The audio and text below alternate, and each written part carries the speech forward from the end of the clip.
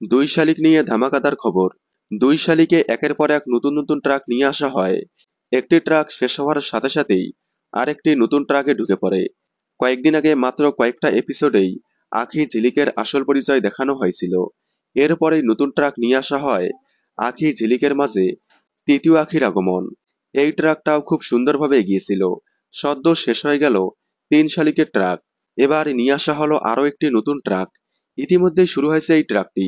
আখি ঝিলিকের জীবনে অজানা শত্রুর আগমন। তবে কে এই অজানা শত্রু? মুখোশধারী এই অজানা শত্রুকে কেউ চিনতে পারছে না। অনেকেই বলতেছে এটা আর কেউ নয়, সমতা। তবে সমতা তো অজানা শত্রু নয়। তাহলে সমতা হয় কি করে? আবার অনেকে বলতেছে গৌরবের বৌদিমণি অর্থাৎ রাইমা। এছাড়াও নাম উঠে আসছে গৌরবের মা নীলিমা ম্যাডাম। তবে কে এই মুখোশধারী নতুন শত্রু তা এখনো সঠিকভাবে বলা যাচ্ছে না। আগামীতে দেখানো হবে কে এই অজানা শত্রু।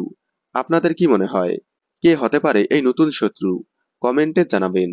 দুই শালিকের সকল আপডেট সবার আগে পেতে চ্যানেলটি সাবস্ক্রাইব করে পাশে থাকা বেল আইকনটি বাজিয়ে দিন। ধন্যবাদ।